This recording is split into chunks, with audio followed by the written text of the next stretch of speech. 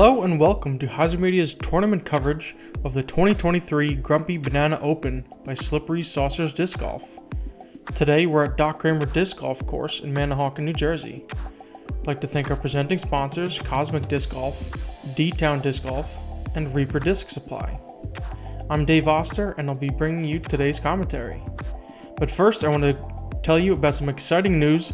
HyzerMedia has its first ever custom stamped discs, coming in a variety of colors and foils. You can get yours at HyzerMediaDG.com. We also have minis available as well as plenty of other merchandise. Now let's get to today's card. Leonard, the local from Manahawkin, as well as Nicosia, a familiar face to the channel. And speaking of familiar faces, the highest rated player in the field, Chris Villa. And rounding out our card, a third familiar face, Rabi Orellana. Should be an exciting card. This is only one round today, so the winner here will be the winner of the tournament. So let's get started on hole 1, 281 feet, tunnel shot, tough shot to start your tournament with. Plus you have to get over this tall mound and finish to the right if you want to start your tournament off with a birdie. Nicosia getting us started. And glances off one of the first trees, does make some progress down the fairway, but will be short of the mound. We'll have to pitch up and over to hopefully save the par. Leonard going with the forehand. Good shape to try to finish to the right if you get through the tunnel. And catches one of the last trees on the left side. Looked like it was going to be a little bit low. Didn't have quite the height to clear the mound. Chris Villa, third on the card. Very backhand heavy off the tee if you've ever seen him before. Going with the hyzer flip over. And looks like it flips over just a bit too much. Doesn't quite get over the mound. And Rabi Orellana, rounding out the card, will also be going with the forehand. This is one of the tougher holes on the course, especially starting out your round, trying to hit this tunnel, plus the height to get it over and trying to finish to the right, as we see all four players having trouble doing so.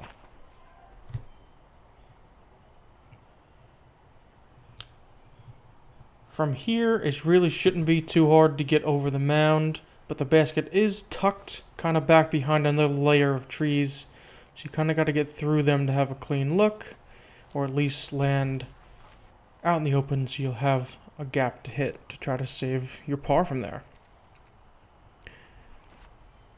Also going with the forehand. And kind of sneaks through the back door. Should have a 15-footer save his par.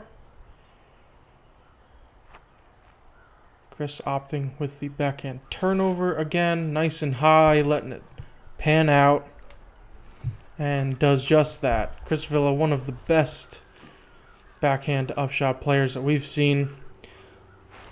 Luke went up a little bit further right after kicking off the tree, but still had that forehand. Luke is a predominant forehand player. You see him throw a lot and doesn't quite get back. Gets caught up in that trees. So he'll have a very tight gap. Kind of like a look at it, but doesn't hit it clean enough to get through. So he'll have to settle for a bogey to start his round. Rabi with the second longest putt does make it to save his par. The other two are pretty close. Like I said, this was a pretty difficult hole, especially to start with for this card. The field playing about a quarter stroke over par, making it the third hardest hole playing today.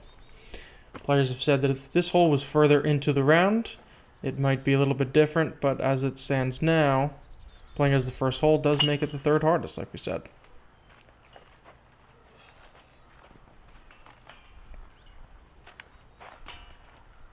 So Luke and Chris tap in, and we'll move over to hole 2.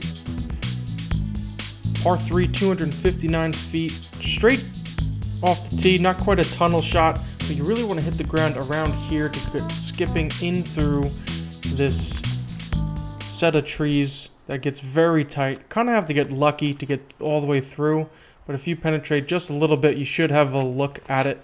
There's also a big drop off behind the basket and to the right, So speed control coming in, definitely important. As we see, Alex almost gets that skip back up towards the basket, but the slope carries the disc's momentum down the hill. He should still have just at the outside of the circle look.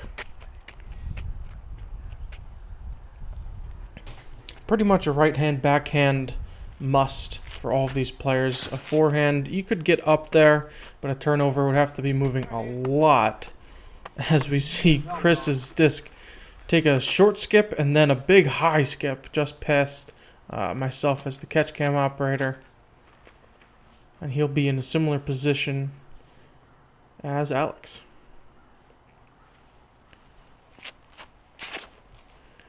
Rabi going with a little bit more height, try to give it time to fade back, and winds up going to the same line just a little bit further, so he'll have a farther look coming back up the hill.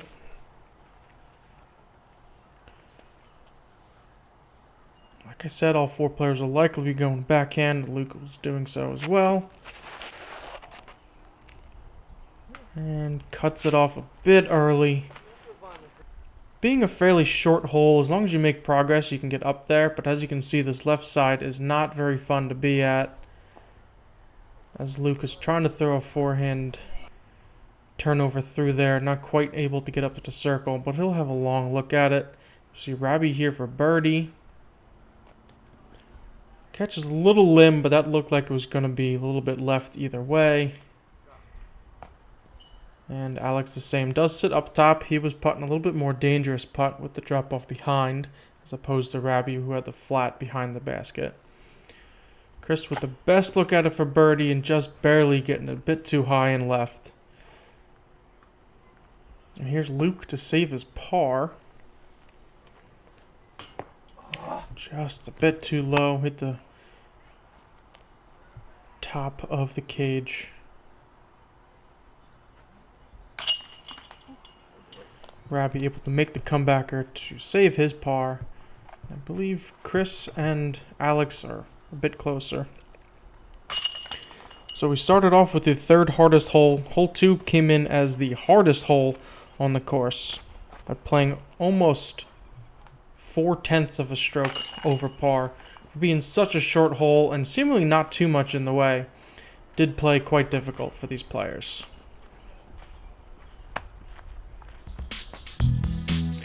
As we move over to hole 3, par 3, 292 feet, fairly tight gap off the tee. Want to throw a backhand with a drifting left and right shot, getting to around here to continue drifting, and then just a bit of a fade back to get all the way to the basket.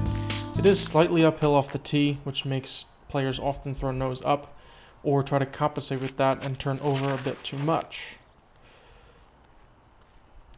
Alex releases a little bit to the right, but gets most of the way up there through a very non-traditional line, and he's pin high, but probably 100 feet to the right. He missed a lot of trees to get all the way up there. That's more of what you're looking for, but I think Chris burnt this over just a bit too much. And he gets to about 100, 120 feet or so, but clean and in the fairway. Rabi trying to go in between one of those 2 first players. A little bit more height and is drifting nicely. And just started to straighten out at the right time, but hit the one little stump by those 2 trees that would have gotten him parked. Luke trying the forehand line could certainly work. A little flip up forehand, but likely going to be finishing right if you get all the way through cleanly. Takes a little wide and catches a late limb, but he'll be in the fairway, not too far off.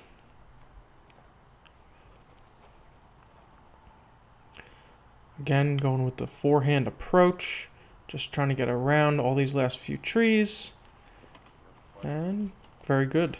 We're getting a par today. And happy to be pretty close for his first par. Unfortunate start. And Chris giving it a good bid. Coming in chain high, just a bit left. Alex pretty far off to the right side, but has a good look at it. The Woods can be pretty thick over there. His height definitely helped him get over those bushes. Actually was able to give it a run, but came up just a bit short and left. Rabi with the best look at it for birdie. And a little high, but nails it. Is on the board. First birdie of the day. Being only a one-round tournament, the slow start for these guys is not ideal, but there is plenty of time to get it going. We're only on hole 3. Do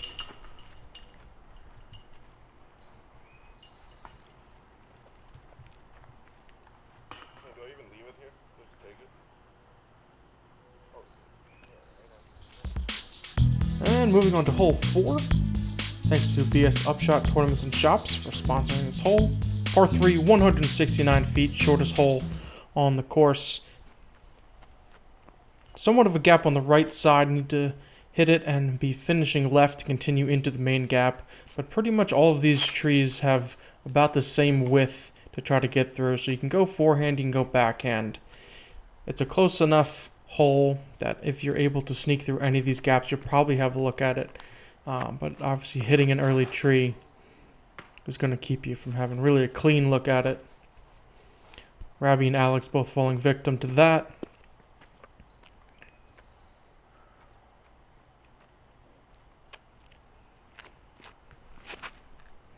Chris taking it a bit wider. Gets through the last set of trees. Kicks a back tree and winds up right next to the basket. Great shot by Chris. Luke going to show us the forehand. Might be going forehand turnover. There is a forehand gap, but he's taking the backhand gap on a forehand line and hits a different tree and gets even closer than Chris. 2 great shots. This is definitely one of the ones that you want to get, being the shortest hole in the course. A lot of trees in the way. Ooh, as Rabi almost rings it up for birdie from probably 100 feet or so. Alex a couple steps closer, also going to give it a shot. And probably satisfied with just moving out of here with a par. Rabi with a little bit of an awkward stance up on the hill. Narrowly makes it in bottom right corner pocket, but that will count.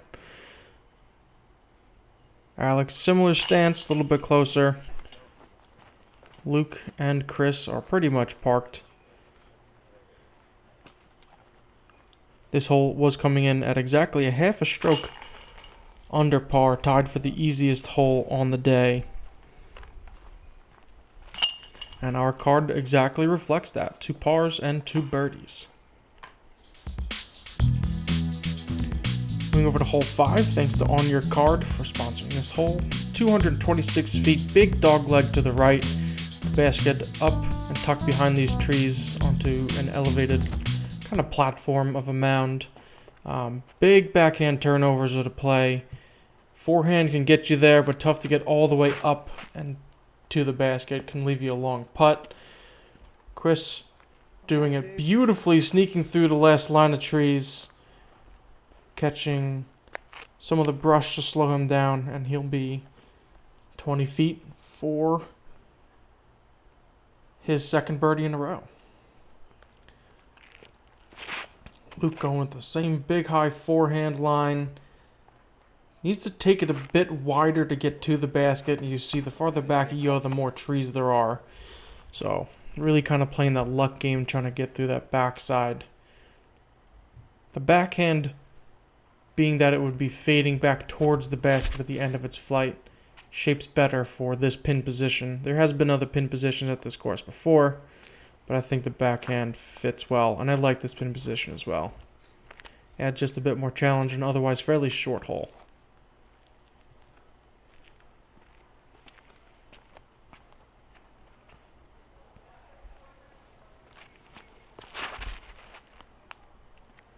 Alex with plenty of power to go up and over the top, but does catch one of those trees. You kind of have to come in early and be fading out.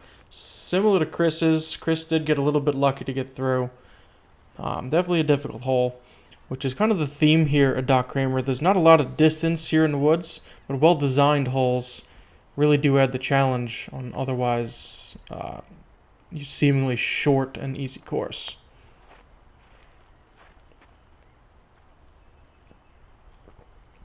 Rabi giving it a good bid through a tiny gap.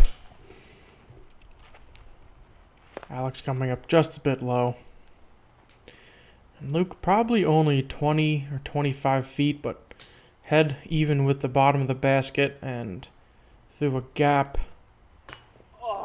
Gave it a good bid, but just an inch or two low. And now Chris with the best look at it. Little tree in his way, but shouldn't be too much of an issue. And he guards the birdie. So after the first few holes coming off a little slow, a couple of these guys are starting to pick it up.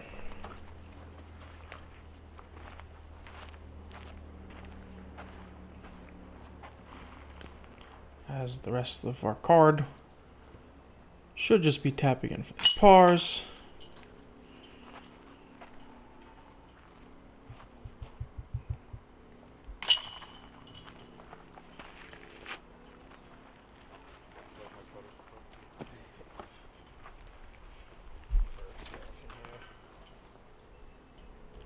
Little camaraderie on the card, always good to see. As we move over to hole 6. Thanks to Jersey Discs for sponsoring this one. Our first over 300-foot hole, and it is a tunnel shot all the way. Probably no more than 10 to 12 feet for most of the entire fairway. Once you get to the end, it does open up a little bit, but really wouldn't call it an open green. Really just need to throw something super straight. Any kicks will likely kick you pretty far off of the fairway. Chris looks like he's done a pretty good job. Catches the last tree on the right side. Just misses that. He probably would have been parked. There are kind of some side fairways left to right. Probably wouldn't want to aim for them. But if you miss the gap by quite a bit or sneak through the trees left to right side, you could make some progress. As Luke goes forehand and hits the same tree that Chris does.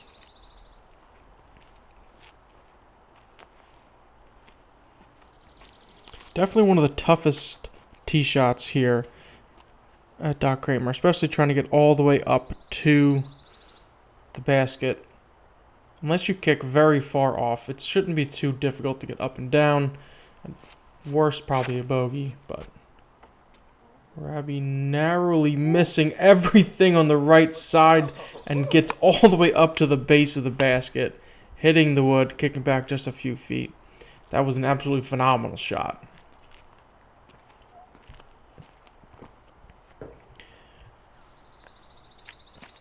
Alex from Vineland knows something about hitting some tight wooded gaps, but not able to do so here. Gets one of those kicks off to the right.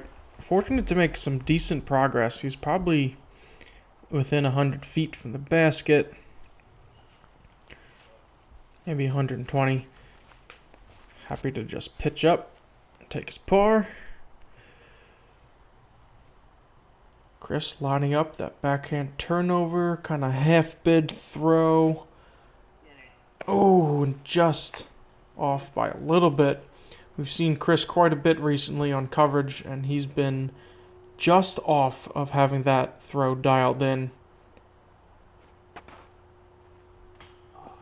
Luke just off the top of the cage. Good bid for him. Try to get his second birdie.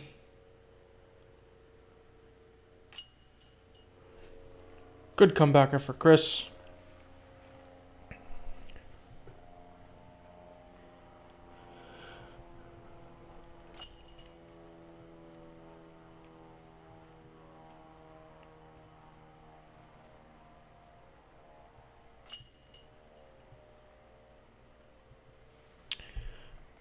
Couple of pars, and then Rabi with the lone birdie after a great shot off the tee pad. Is now tied for the lead with Chris. Hole 7, par 3, 332 feet. Thanks to Darkside Disc Golf Dies for sponsoring this hole. Slightly downhill, and a mound off the tee that you have to throw over. And then a hard finish to the left. The way the drone flies is the most open. There's also a few smaller gaps if you come in early that you could potentially make it all the way to the green. 332 feet being the longest hole so far. but playing downhill, so probably similar distance to the last hole. A lot more wide of a fairway, though, however. Rabi throws it a little bit nose up. Oh, and runs by the basket. A pretty good shot. He'll be in the circle. This mound off the tee often causes issues for players wanting to throw just over it, but winding up throwing either too high or nose up. Chris, not falling victim to that, knows that he can test it coming too close. And comes in kind of the backside, and he'll have a 25-footer for his birdie.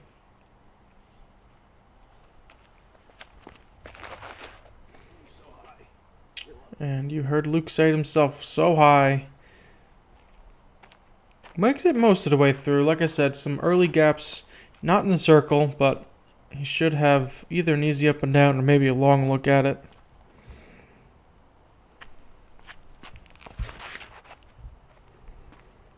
Alex this looks very early.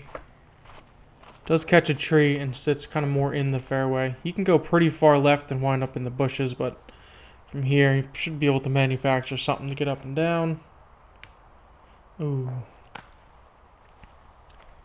Catches another tree, but should be somewhere around the circle's edge.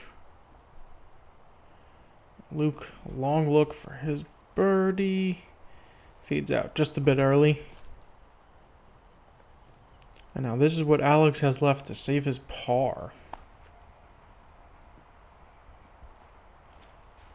He kind of sails it a bit to the right side. Now we see Chris lining up his birdie look. And nails it. Chris now to 3 down on the round. Rabi also in the circle with a putt. We'll have Alex up first to save his bogey, and still not a close putt. Oh, and off the top band. Unfortunate that the first score change for Alex will be a double here on hole 7. We'll turn our focus over to Rabi, trying to stay in a tie for the lead. Oh, and a bit low.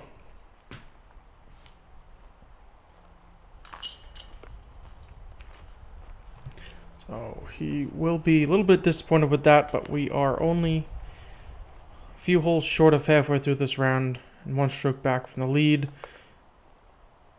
Not a horrible place to be.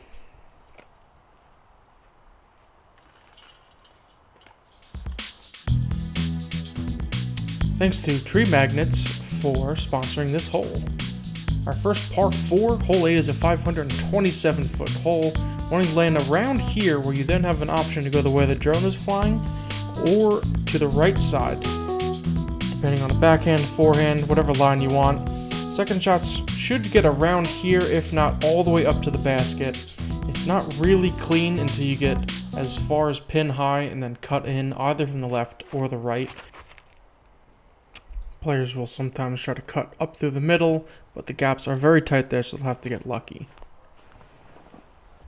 Chris burns one over a little bit, but lands in the middle of the fairway, close to the landing zone. Looked like he was maybe trying to get further up that right side to give him an easier backhand approach. Rabi with the hyzer flip, and flips just in time, starting to fade out. Oh, misses the couple trees in the middle and gets past the catch cam. He will have a pretty short, maybe forehand approach to try to get up and down for his birdie. Luke going to show us the forehand for this hole. Shapes well to get to that right side, but just a little early. Catches an early tree. Fortunate, I believe, did kick back into the fairway, so should be able to progress fairly easily from there.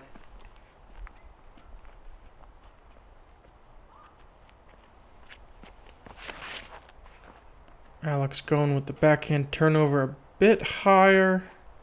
Catches a limb and falls short, but made some progress. Looks like he's on the right side, maybe in the bushes. We'll see what he's left with. And Luke didn't quite actually make it back to the fairway, But throws a pretty good forehand, gets the skip and gets all the way over to that right side. That would be a great shot from the tee pad. So being there from your second shot after unfortunate kick, it's a pretty good place to be.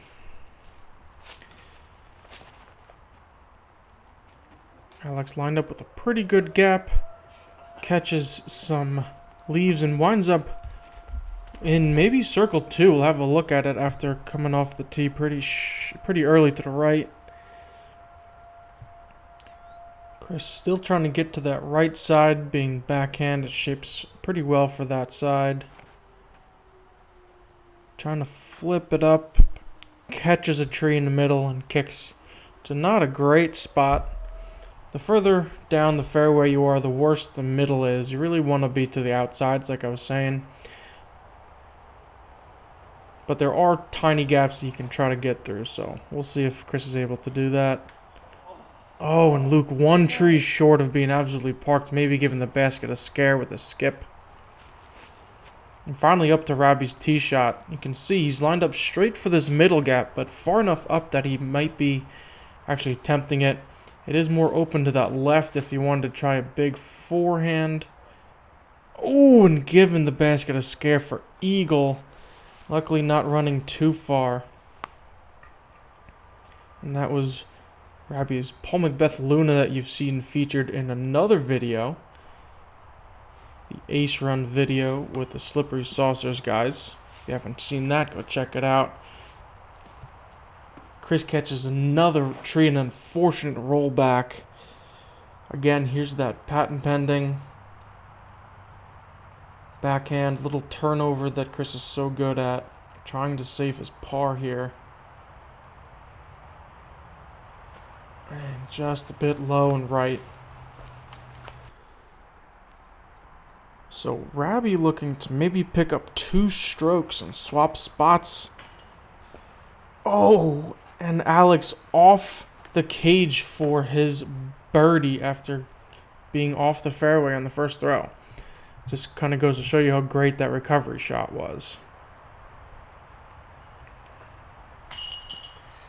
And Luke left side hit a lot of chains but low. And that's going to not stick very often in these mock baskets. So here's Rabi for his birdie.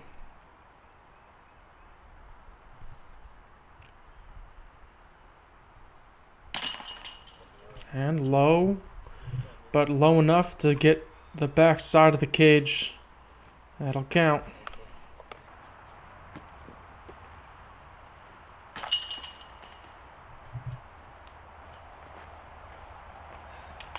So, unfortunate bogeys for Luke and Chris. We have ourselves a new leader.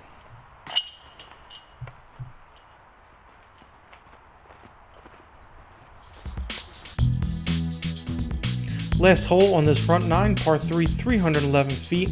1 tree off the tee that you need to choose to go left or right of. Drone going on the bigger fairway choice. There is kind of a sneaky left side you can try to snake your way through. All roads leading to this hanging basket that is probably higher than it even seems on coverage. Once you're getting your disc out of there, it's well above your head for players of my height. Someone like Alex could probably get it out pretty easily. Maybe if he's a nice guy, he can get everybody else's out for them.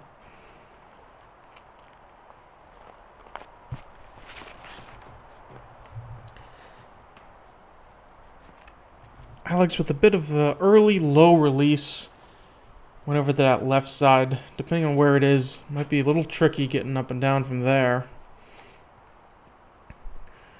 Chris looking to bounce back after getting his first and only bogey of the round.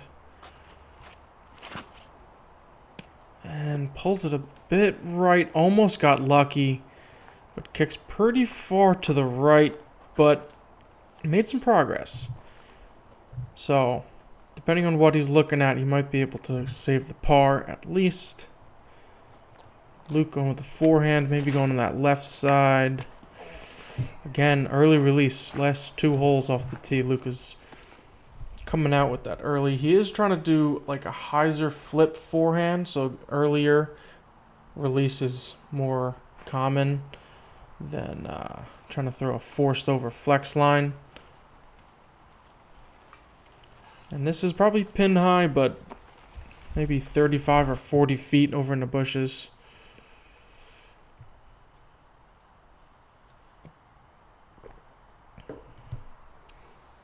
Chris is, I guess, looking at something to try to get up and down. And does so pretty well. Looked like he was kind of trapped back there, but found a way up to the basket. He should be able to tap in for his par. Alex also able to get up to the green from where he was at. That was pretty good, having to go pretty wide around a lot of things, but he finds a line. Rabi with the best drive, but still outside circle 2. Looked like he was happy with maybe a half bid, maybe just laying up. And Luke with the high hit of the change of falls in on the hanging basket from outside the circle, way to save the par. Certainly needed that. Good way to finish off the back nine, the front nine, heading into the back nine with some confidence in the putting. This is obviously a very risky basket to run. Being so high, it's going to go pretty far. Patented paddle putt by Chris. And the rest of these guys, Rabi decides not to try it. He'll just go with the traditional putt. And we will be heading to the back nine. Some pretty slow starts for these guys, but then picked it up towards the end. The back nine is definitely more scoreable, including a new layout for hole 10 coming up is a par 5 now. So make sure you check that out. Thanks to our supporting sponsors and our Patreon family. If you'd like to support us, head over to patreon.com/HyzerMedia to see all of the benefits we have, including getting your name and coverage. So head over to back nine to see the conclusion of the 2023 Guppy Banana Open. We'll see you over there.